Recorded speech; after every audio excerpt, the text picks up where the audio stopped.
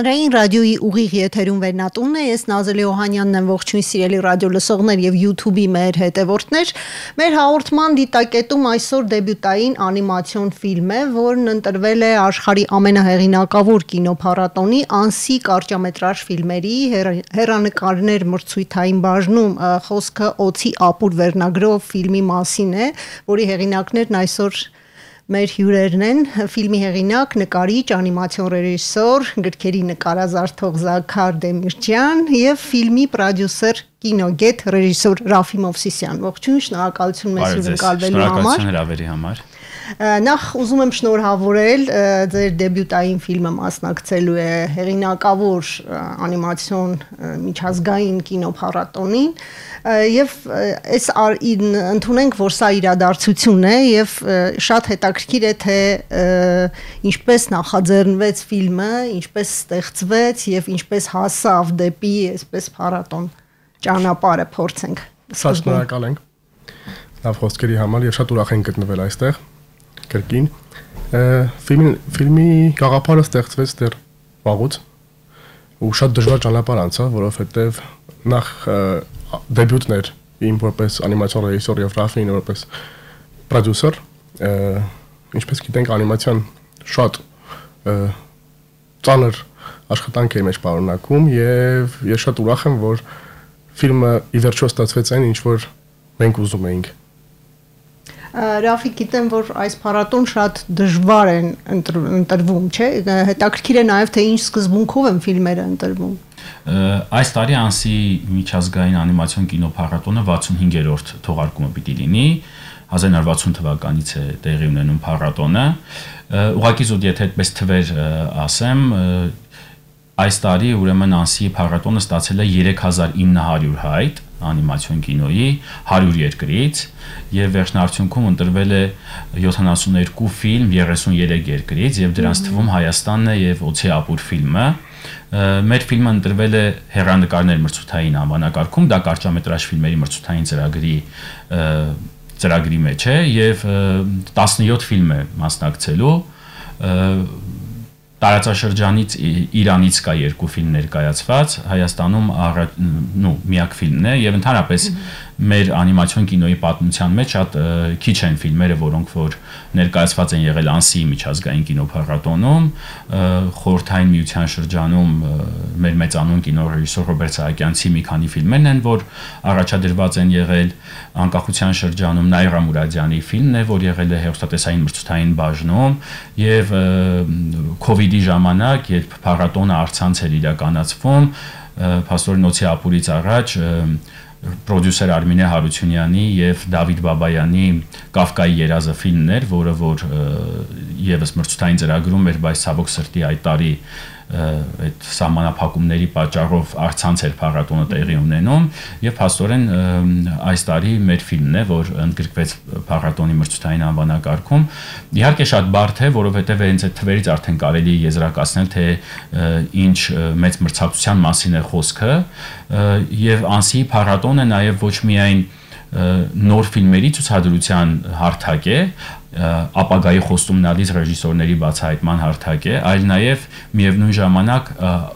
մեծ կինոշուկա ունի, որը Միֆան է,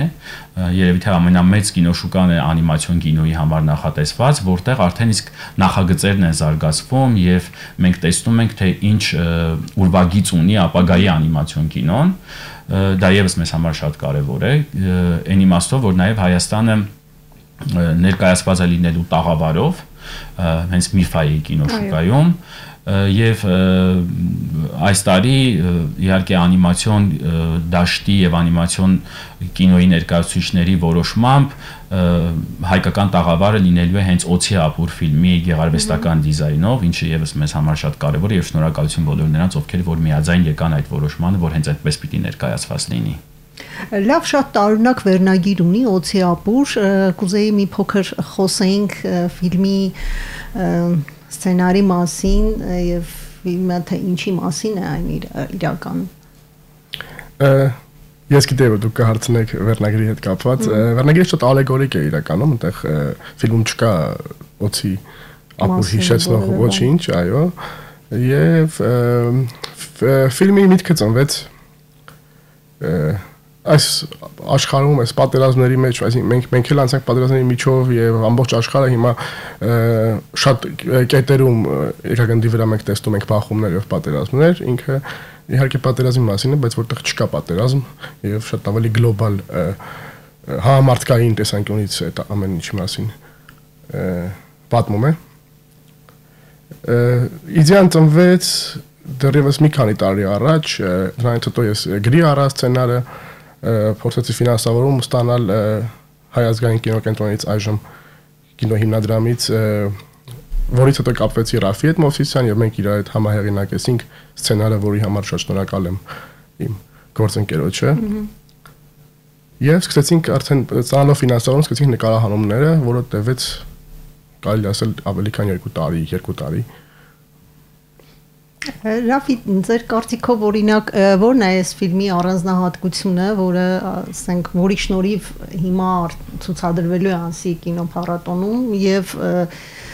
հետաքրքիր է ինչ շեշտադրումներ եք արել սցենարում, որը շատ կարեւոր են համամարտկային իմաստով նաեւ։ Եվս մեկ անգամ կուզենայի շեշտել, որ ֆիլմը ստեղծվել է Կրթության, գիտության, մշակույթի եւ սպորտի նախարարության կինոյի հիմնադրամի աջակցությամբ, դա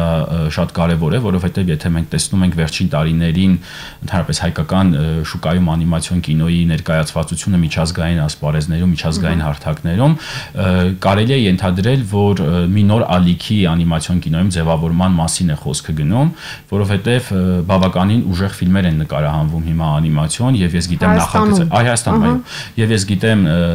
նախագծեր, որոնք որ հիմա զարգացման փուլում են կամ արտադրական ու հետարտադրական փուլում են, որոնք եւս խոստումնալից նախագծեր են ու միանշանակ էլի ունենալու են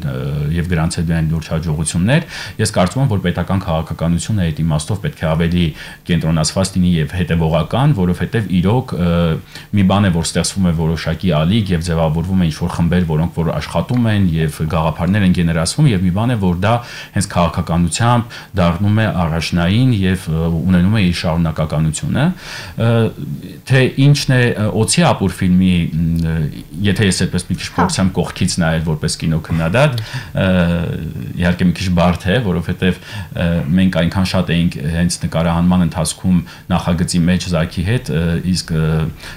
Զաքի համար այս դեբյուտային աշխատանքը չնայած որ ինքը այդպես բավականին այդպես հստակ ձեռագիր ունեցող նկարիչ է եւ գիտի ինչ է անում, մենք այնքան շատ էինք դրա մեջ, որ թվում էր, որ այլևս չեն կարողանալու այդ ֆիլմը օբյեկտիվորեն ընկալել եւ տեսնել թե կողքից ինչ է, բայց երբ ստացանք Անսի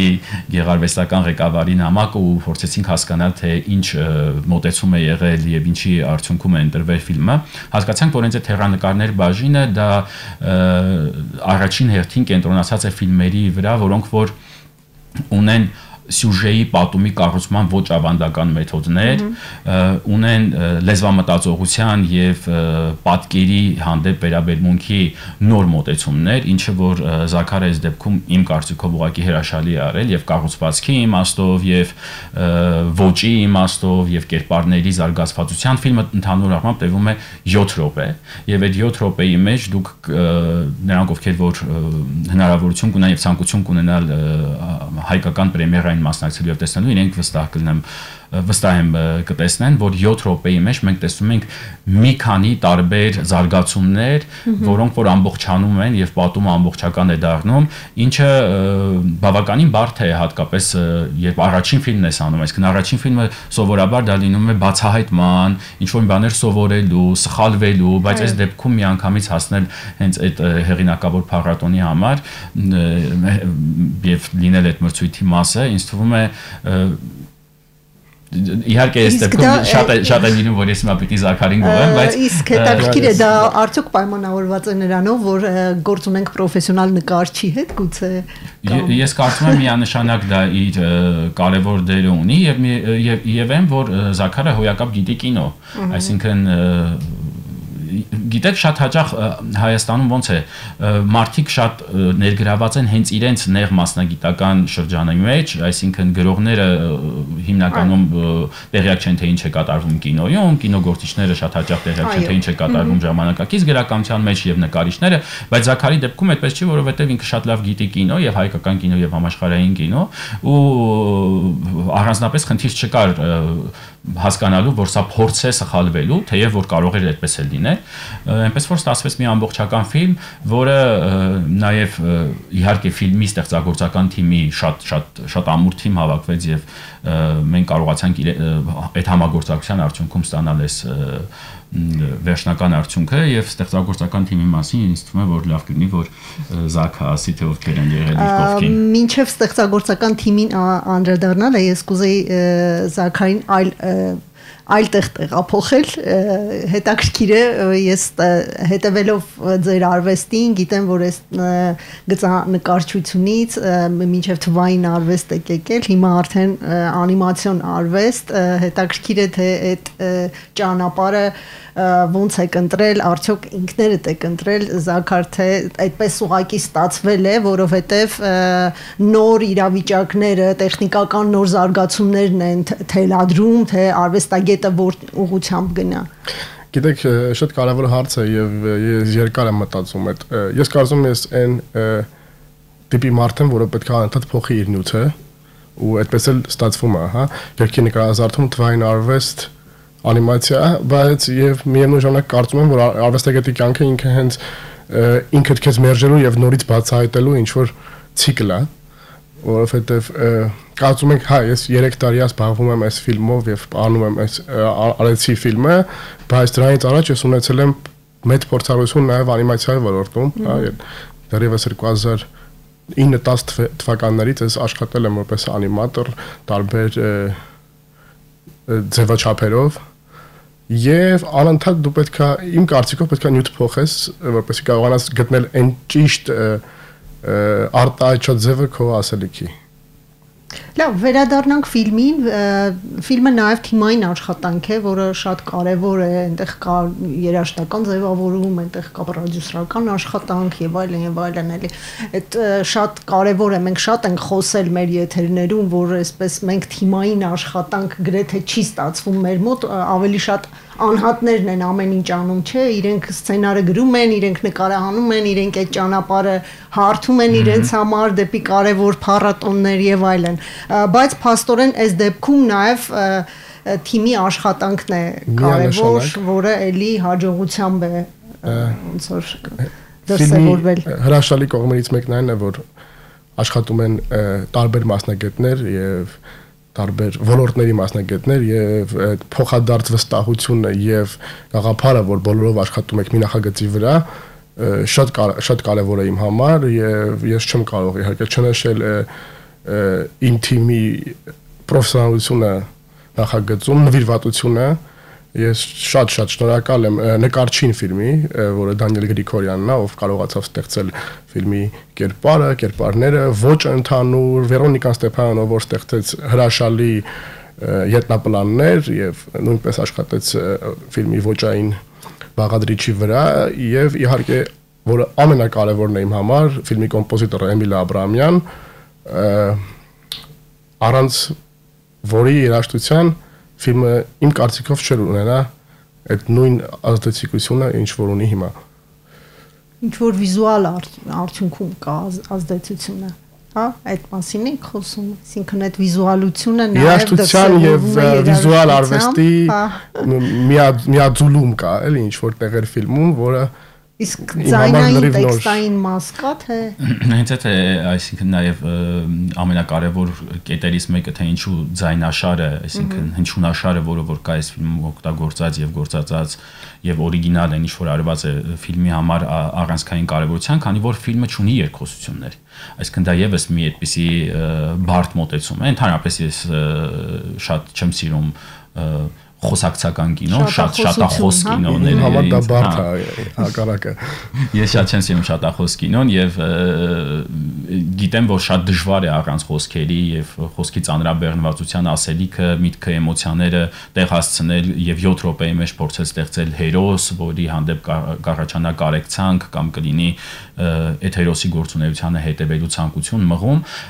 Իհարկե, այս դեպքում ավելի է բարդանում յուրաքանչյուր առանձին մասնակցի, յուրաքանչյուր առանձին ստեղծագործողի գործը, որովհետև իրենց արած գործից հետ արդյոք կստացվի ստանալ հերոս, որ եւ հույսը չդնել միայն նրա, որ եթե չստացվեց, ապա կարելի է գործողությունը նկարագրել տեքստով, դիալոգով, երկխոսությամբ, եւ այս դեպքում ստացվեց դա։ Իհարկե, նաեւ պիտի անպայման նշենք ֆիլմի գծային պրոդյուսեր Արմինե Հարությունյանին, որը երևի թե հենց առաջին այդ պահից սկսած մեր կողքին էր եւ ինքը ամենապրոֆեսիոնալն էր անիմացիոն կինոյի ստեղծման ճանապարհի մեջ, թե ինչպես կարելի է, այսինքն զրոյից նախագծից ստանալ ֆիլմ եւ բավականին շատ մեզ օգնել է, աջակցել է։ Շնորհակալություն բոլորին նրանք, ովքեր որ եղել են եւ այս մասնակցությունը, որը ինչպես ճիշտ Մարինա Ռազբեշկինան իմ շատ սիրելի կինոգործիչներից մեկը նկատել էր, որ Անսի փառատոնում առաջադրվել է արդեն իսկ մեծ հաղթանակ է։ Ռաֆի, ես կուզեի նաև ձեր գործառույթի մասին խոսեինք, քանի որ դեբյուտային է նաև ձեր պրոդյուսեր լինելը այս ֆիլմում, չէ՞։ Այո։ Եվ այդ մասին նաև խոսենք, թե ինչ աշխատանք է ծավալ որպես պրոդյուսեր։ Ես իհարկե պիտի ասեմ, որ ինձ համար իրականում շատ մեծ բացահայտում էր, թե ինչ հետաքրքիր ճանապարհներով է ստեղծում եւ ինչ տարբեր ճանապարհներով է ստեղծում անիմացիոն կինոն խաղարկային կինոյից, քանի որ խաղարկային կինոյին փորձառություն ունեի եւ խաղարկային կինոյում սովորաբար հենց նկարահանման մի քանի օրերն են որոշակիորեն դառնում են կարեւոր հենքը, որոշիչը, թե դու ինչ կարող ես ունենալ։ Անիմացիոն կինոյում դա շատ երկար մի գործընթաց է եւ ես ուղղակի մեկ-մեկ ապշում եի, թե Զաքարը ինչպես է կարողանում այդ երկար 2 տարվա մեջ աշխատել նույն 7 րոպե տևողությամբ աշխատանքային տարածքի մեջ, որովհետև դա իրոք շատ, այսինքն ամեն մի տեսարան է այդքան երկար աշխատել եւ այդքան երկար փորձել մինչև վերջ հասցնել են կետին, որը որ կա, իրոք շատ բարդ աշխատանք է եւ ոչ միայն բարդ են իմաստով աշխատանքի մասշտաբի իմաստով, այլ նաեւ կենտրոնացման իմաստով, չձանձրանալու իմաստով, չհոգնելու նյութից, իսկ պրոդյուսերի գործառույթի իմաստով ես պիտի ասեմ, որ կարծում եմ, որ իմ աշխատանքը որոշակիորեն նաեւ հիմա է սկսվում, որովհետեւ երբ արդեն ֆիլմը պատրաստ է եւ մենք ունեցանք ֆինանսավորում պետական եւ հուսով եմ, որ կարողացանք արդարացնել այդ ծախսված գումարները եւ ներդրված գումարները, որոնք որ եղել են բյուջեից եւ բադա ընկերության կողմից, որտեղ սա նաեւ այդ մեր ընկերության առաջին աշխատանքն է, առաջին ֆիլմն է, որը որ ստեղծվել է եւ որոշակի ներդրում եղել է նաեւ մեր կողմից։ Ինչ ընկերություն է դա։ Դա կինոարտադրող ընկերություն է,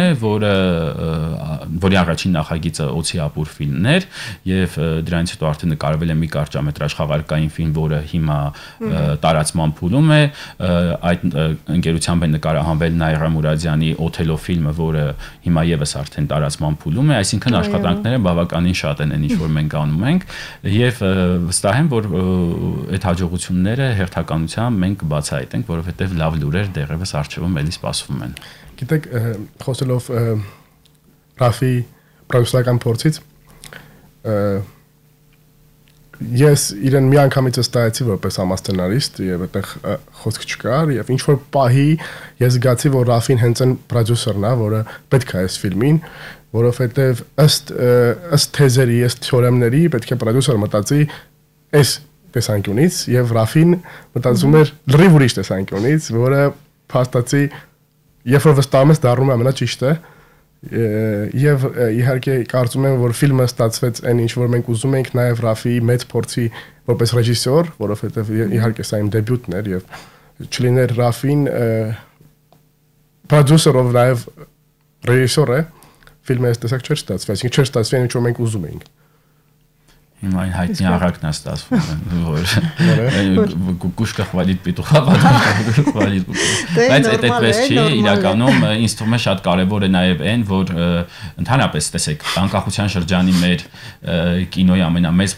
խնդիրներից եւ բացթողումներից մեկը ինձ թվում է նաև այն է եղել, որ շատ հաճախ մեր ֆիլմերը շատ կենտրոնացած են եղել հենց ստեղծագործողի շուրջ։ Այո, անձի եղել են այդպես, հա, սեփական ստվերի շուրջ կատարվող պտույտներ եւ կապը իրականության հետ միշտ այդպես կորած է եղել, բայց այս ամբողջ ընթացքում մեզ համար նախ շատ կարևոր էր հասկանալ ընդհանրապես ամբողջ աշխարհում ինչ նոր տենդենսներ կան անիմացիոն կինոյում, ոնց է զարգանում, ինչ հայացքով են նայում, նույնիսկ մեզ համար այդպես շատ կարևոր եւ չգիտեմ հոգեմաշ մի խնդրի, որի հետ դեռևս մենք շատ երկար աղերեսվելու ենք պատերազմի թեմային, ինչպես կարող ենք անել, որ դա չդառնա կրկին մեր ձևով, մեր մասին, մեր խոսքով եւ էլի մեր շրջանի մեջ տեղավորվող, հա, մեր ցավը ոնց որ մեր տնից կարողանանք դուրս հանել եւ մարդկանց մասնակից դարձնենք, ու դա ինձ թվում է նաեւ որոշակիորեն հենց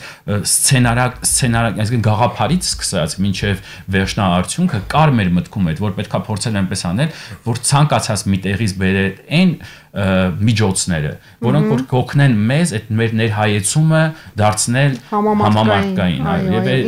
այդ է նպատակը։ Ռաֆի, իսկ ինչու, նայեք, դուք կինոգործիչ եք եւ ինչու է կարեւոր այսօր հատկապես զարգացնել եւ զարգացած տեսնել անիմացիոն ֆիլմը եւ ընդհանրապես արդյոք այն այսօր ավելի արդիական է, քան խաղարկային գեղարվեստական։ Ես չէի ուզենա այդ բաժանումները դնել, որովհետև կինոյի տեսակներից յուրաքանչյուրը, թե խաղարկային կինոն, թե վավերագրական կինոն եւ թե անիմացիոն կինոն առանձին շատ կարեւոր են։ Անիմացիոն կինոյի հետաքրքրությունը Հայաստանի հանդեպ իհարկե պայմանավորված է նաև Հայաստանում տեղի ունեցած իհարկե նաև պետական քաղաքականությամբ, ինչպես նաև այն հաջողված փորձերը, որոնք որ մենք ունեցանք, Ավրորայի լուսաբացից սկսած վերջացած նախագծեր, որոնք որ հիմա են զարգացման մեջ, այսինքն մենք ցավոք սրտի, քանի որ անիմացիան բավականին թանկարժեք արվեստի տեսակ է, իրոք շատ թանկ է, շատ հաճախ մենք չենք ունենում հնարավորություն լիամետրաժ ֆիլմեր տեսնելու հայկական արտադրության, եթե մենք հաշվենք 5-ն էլ չի կազմում այն բոլոր լիամետրաժ անիմացիոն ֆիլմերը, որոնք որ հայկական անիմացիայի պատմության մեջ նկարահանված են, բայց կարճամետրաժ ֆիլմերը, որոնք որ այսօր նկարահանվում են եւ կան, բավականին խոստումնալից են, այսինքն շատ լուրջ փառատոների են մասնակցել, շատ լուրջ հաջողություններ ունեցող ֆիլմեր կան եւ Օցի ապուրը համալրում է դա եւ այն մյուս մեր նախագծերը, որոնք որ մենք ունենք, եւս վստահ եմ, որ այդ ուղղությամբ են գնալու, ինձ թվում է ընդհանրապես հայկական կինոյի հանդեպ հետաքրքրությունը հիմա բավականին շատ է։ Մենք տեսնում ենք նաև վավերագրական ֆիլմեր, որոնք որ շատ փառատոների են մասնակցում եւ նոր անունների, նոր հեղինակների կողմից նկարահանված ֆիլմեր են եւ խաղարկային կինոյում կարճամետրաժումների հատկապես կան հաջողություններ գրանցված։ Ինձ թվում է, որ սա իհարկե միանշանակ պետական քաղաքականության փոփոխման արդյունքում էր, որովհետեւ մինչեւ 2018 թվականը կինոն ամենակոռումպացված դաշտերից մեկն է եղել եւ մենք կարող ենք տեսնել, որ այդպես թվով շատ քիչ մարդիկ են, որոնք որ ունեցել են հնարավորություն ստանալու, իսկ եթե մարդը չի մասնակցում այդ մրցույթին, չի լինում այդ խնդիր չունի ապացուցելու եւ խնդիր չունի մրցակցության մեջ լինելու, դա իրեն տանում է լճացման եւ այդ լճացման արդյունքը մեր անկախության շրջանի կինոյում մենք բազմիցս տեսնելու աղիթ եւ հնարավորություն ունեցել ենք։ Այն երբ որ արդեն դա փոխվեց այդ մոտեցումը եւ փոխվեց այն իմաստով, որ կարող են բոլորը իրենց գաղափարներով դիմել եւ մրցակցություն կա եւ դաշտի փորձագետներին վստահվեց որոշում կայացնել եւ ընտրել նախագծերը, մենք տեսանք, որ Հայաստանը այնքան էլ ամուլ չէ կինոյի ստեղծման մեջ, այսինքն մենք ունենք միտք, մենք ունենք ժամանակակից մտածողություն, մենք ունենք ռեժիսորներ, մենք ունենք հեղինակներ, մենք ունենք պատմություններ, որոնք որ կարող են հետաքրքիր լինել աշխարհին։ Նախկինում մենք բոլոր պատճառաբանությունները պատտվում էին հիմնականում ֆինանսների շուրջ, այստեղ արդյոք այս ֆինանսները լիովին բավարարեց ստանալու այն, ինչ որ դուք ուզում էիք, այն ինչ որ պետությունը։ Դժվար հարց է իհարկե, որովհետև եւ այո եւ ոչ, որովհետև եթե դու բավարարվես այդ ֆինանսավորումով, ծրագիրը կվերջանա 10 ամսում եւ դու չես կարողանա անել այն ֆիլմը, որը դու ուզում ես։ Իհարկե բավարարեց, որովհետև ֆիլմ ունենք, բայց ասել, որ ոչ մեկ ոչ մի ներդրում չի արել ֆիլմի մեջ, դա ուղղակի սխալ կլինի, որովհետև այլ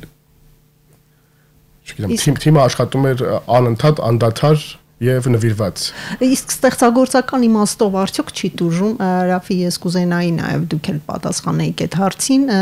որ ֆինանսավորումը միայն, ասենք, պետությունից է եւ ոչ մի այլ երկիր չի մասնակցում եւ այլն։ Չէ, իհարկե ֆինանսավորումը այդտեղ նաև մենք հնարավոր է նաև շահում ենք։ Չէ, ֆինանսավորումը միայն պետական չէ, ֆինանսավորումը նաև անկախ կինոգործիչների, այսինքն այդ ընկերությունների կողմից ներդրումների հաշվին են, որոնք որ բավականին մեծ են, այսինքն այդ իմաստով պետքա դա անպայման հաշվի առնենք եւ կան նաեւ շատ համատեղ արտադրությունների հնարավորություններ ամեն դեպքում ինձ համար այստեղ առաջնայինը ոչ թե գումարի մեծության կամ փոքրության մասն է իհարկե շատ փոքր է այն ֆինանսավորումը պետական աջակցությունը կինոյին հատկացվող դա եթե այդպես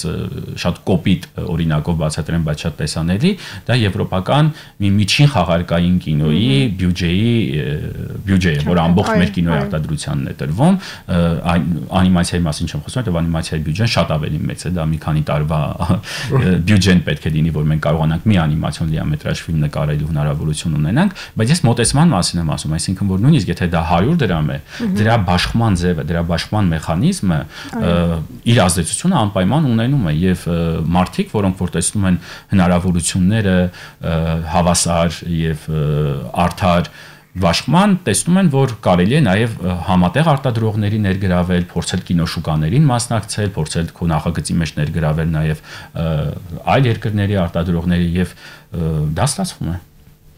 Լավ, եկեք ամփոփենք մեր զրույցը եւ խոսենք նաև սպասելիքներից, ինչ սպասենք, արդյոք հնարավոր է նաև ինչ որ մրցանակներ այնտեղ թե ոչ